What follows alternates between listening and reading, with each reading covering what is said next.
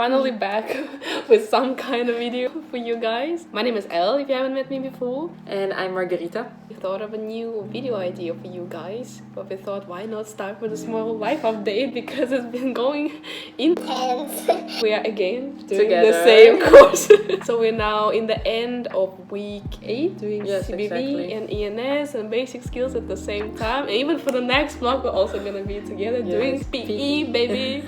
How are you feeling? Really stressed. Haven't had time to do anything lately, but I now need to get over 80 on my next CBV exam and I'm so stressed out by that. But I also feel like because it's on Friday, we got perfectly enough time to prepare ourselves for that. Aside from the fact that we need to hand in portfolio on Wednesday and the presentation the week after. But time management is easy, right? So, coming back to today's topic, would you like to introduce it? sure. Things that surprised about the Netherlands. So I am half Dutch and half Italian, but I just started living here since February, so You are kind of not Dutch, like No. only by documents I would say. Same here, I'm just not Dutch anywhere. I've been here once in my life beforehand. I'm really an international coming to live in a totally different country for myself. So we thought why not make a list of things that shook us when we first arrived here and while living and exploring the living style of the Dutch people. So we ended up with 20 points as usually. Made a short list of things that shook us a little bit here. So we thought why just not share it with you, so maybe you will come a little bit more prepared on what to expect if you would consider moving here, maybe starting in our school later. Would you like to present the first topic? first of all is directness of the Dutch people. Hell yeah.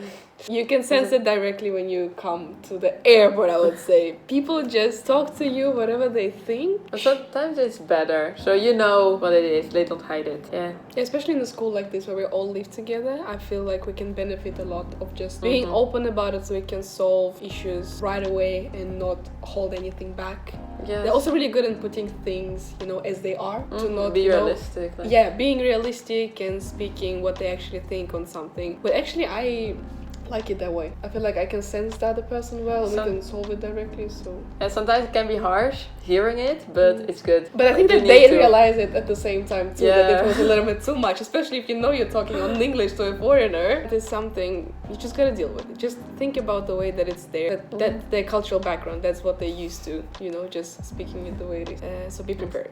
And the second thing that I personally recognize is the concept of OV card, where you have a card that you need to refill, like you first need to buy it somewhere, which is also a hard process of finding where you could actually buy one for yourself. It can also be personal and impersonal. And then the fact that on whatever transport you go, you must check in and also check out. I know that all of the countries have different, traveling systems and the way of traveling, but here everything looks the same, but it's, I don't know, just strange to me to check out from a transport, especially on those trams. You gotta remember also to do it, otherwise you get charged like 20 euros if you forget to check out by any chance. It makes sense because you actually pay just for the trip. For a trip you did. So and it's also, it requires a lot of thinking in case you're busy, you're doing something else at the same time as you're traveling. It can happen sometimes that you just walk and you forget. So what do I do now? But also we as students can have discounts on those cards, which I find pretty nice of the government to allow Dutch students mostly, but if you work at the same time as you study, you could also apply for.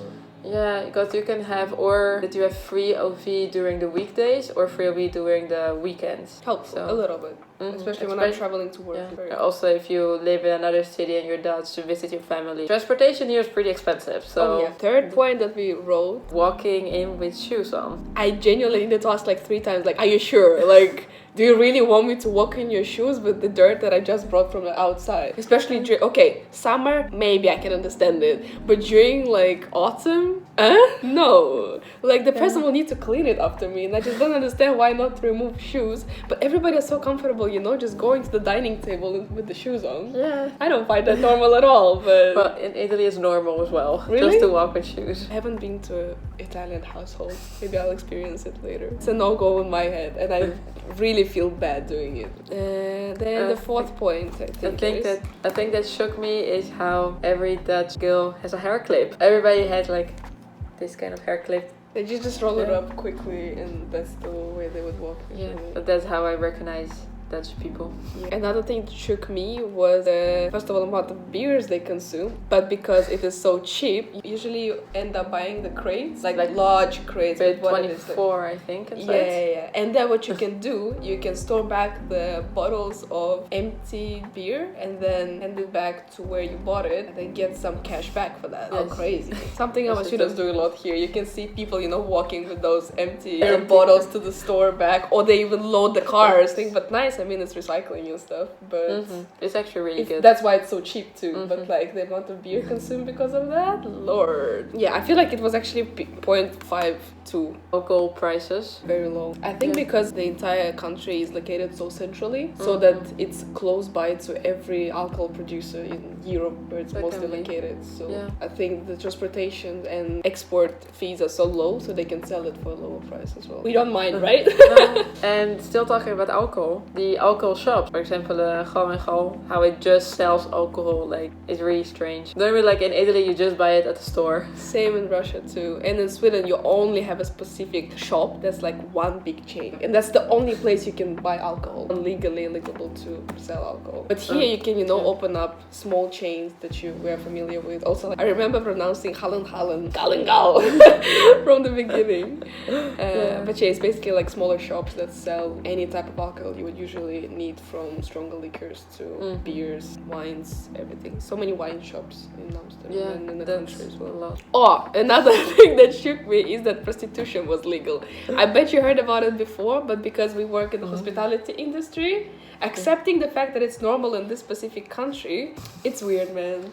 I have not much to say about it. It's just weird that it could be, a profession, just because of the way I was brought up. But I don't mind, it's still a job. Like, I respect it, but it feels weird to encounter things like that. And also when you walk around Amsterdam and you smell the weed that's like every corner. It's like stinking weed sometimes. Especially like where the red light district is. Yeah. That's, I feel, the most touristy zone. So people end up, trying the smoking for the first time or going all in. So you just walk on the street and you feel quite high just because it's weed in the air. Smells are really strong. Yeah. I remember, first year I was here, I was shook. I was like, oh my god, my head is spinning. And I've never smoked before, so... And then coming to the next point are very tall women. Men as well, but women, something that stood out for me.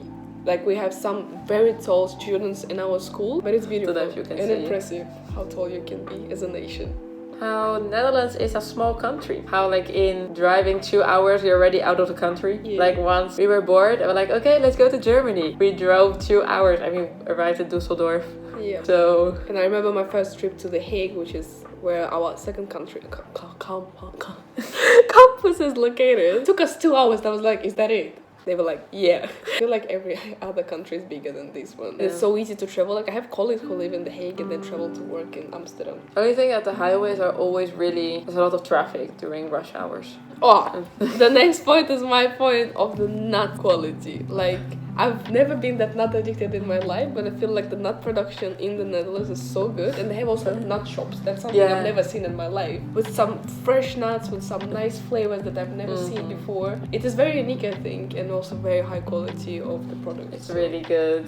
And the pindakaas. The nuts cheese, if you translate it. Yeah. The birthday parties normally start at 4 in the afternoon. I would say every fucking party. Like, sometimes I would, be studying after the classes, and then somebody goes like, where are you? We're starting. And I'm like, what do you mean it's 4? Like, yeah, the party, are you coming? And I'm like, guys, in my world, party starts at least after dinner, after you've had some food, and then I can go out for drinks. But here, they expect you to, start early, that you can, be not too hangover, I guess, the day after. Yeah. But it's like a very long party. Yeah. And also with birthday parties, normally you start off with cake. Like, normally in Italy, you end with cake. So you have like an entire party, and at the end, you eat the cake. But here, you start with the cake. The best part of the party. That is also true. I wonder why. Maybe people want to escape, just to not miss the cake. They do the cake first. And then just, whenever I feel like I can go. And we have the bike culture, right? I mean, you probably heard how many people are biking here. The first time I biked was terrifying. Also, you can see people crushing in each other, people breaking rules. They use it literally as somewhere to go from A to B. They don't care. They just go. They just go very quickly, very rushed, and that makes them so chill. I don't know, people sometimes drive into you and they go like, sorry, and they just continue going like nothing happened. And I'm like, okay, bye. No, it would be an issue in any other country, but I feel like here people are so used to it, so they just go. Also because we're in Amsterdam. Yeah, and they go by so quickly and so closely to you. Yeah. Like sometimes I'm like, back off, hold your distance. But biking is fun. It's a very easy way to travel in Amsterdam, especially. I don't like biking when there's like wind going the other direction from you. Yeah, it takes like double the effort. Or when it's raining. Yeah. You arrive somewhere soaking wet. Yep. And then we have another point about the country itself, is that it's super flat. Like, if you go on the train just goes like this. And then it turns. Like, there's nothing happening. And also, like, if you want to travel to mountains, you gotta escape the country, because there's not a single mountain here. People here travel to go explore dunes, you know? I didn't even know what the dune was before coming here. But now people have as a hobby to, you know, go to the coast and walk dunes. There, like... And see the grass, I don't know. What's so exciting about it, but... That's why everybody goes, like, to Austria or France or Italy. Oh, and then... Please talk about this one. Hagelslag. I can't even pronounce it right. If you don't know what it is, I'm gonna post a picture here. That's something you put on bread in the morning for breakfast. Like crushed, I don't know. Chocolate sprinkles? There are also lots of types. Like there's not just hagelslag. Like orange one, the strawberry one. And like there are also like bigger pieces of chocolate. It's vlokken, it's called. Or also when somebody is born, so baby girl, baby boy, you have that in a specific color. How fun! That's tradition. When somebody comes to your house to see the baby, then you offer that. No, the flavor of it is just... Yeah.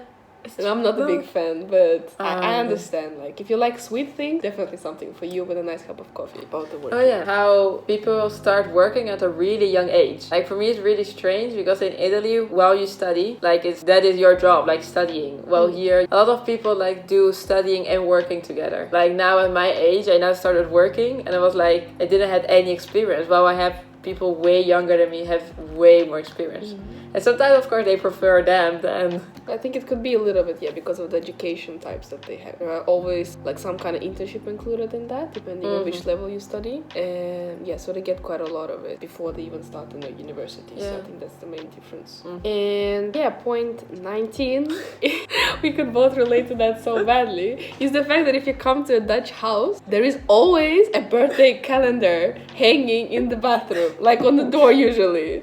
And when I was talking about it, she went like, we have that too. And I'm like, oh, of course you do. So there's this birthday calendar where you write the birthdays of all your like closest people. And so you never forget. You agreed, today is this birthday. And then you... in the toilet late in the night, be like, oh, I forgot this person. I don't know. But just a very common thing. Yes, it is. And the last point is that magic word of lekker. Wow, you said it correctly. Yes, thank you. I've heard it a lot because that word is so multi-used. I don't know, it's like everything. You use it it's a like lot. Tasty, nice, good, delicious. Everything is lekker. Sometimes it's okay, like lekker. You can use it in a bunch of sentences and they use it so wisely. And you'll already be prepared if you come here. You hear lekker.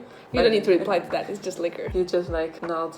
No, okay. Yeah, so that was our top 20 mini things about the Netherlands that shook us as international students. Please comment down below if you found out something else that we haven't mentioned yet. It would be fun to read that as well. We got some nice ideas for videos, so I hope that after the exams we will be able to sit down a little bit more frequently and record something for you guys. Doing PE, I think we will have more free time because we don't have to study on the side. The hope. Let's keep you think it this way. You think it this way. Thank you very much for checking out this video. Hope you enjoyed it and see you next time. Bye.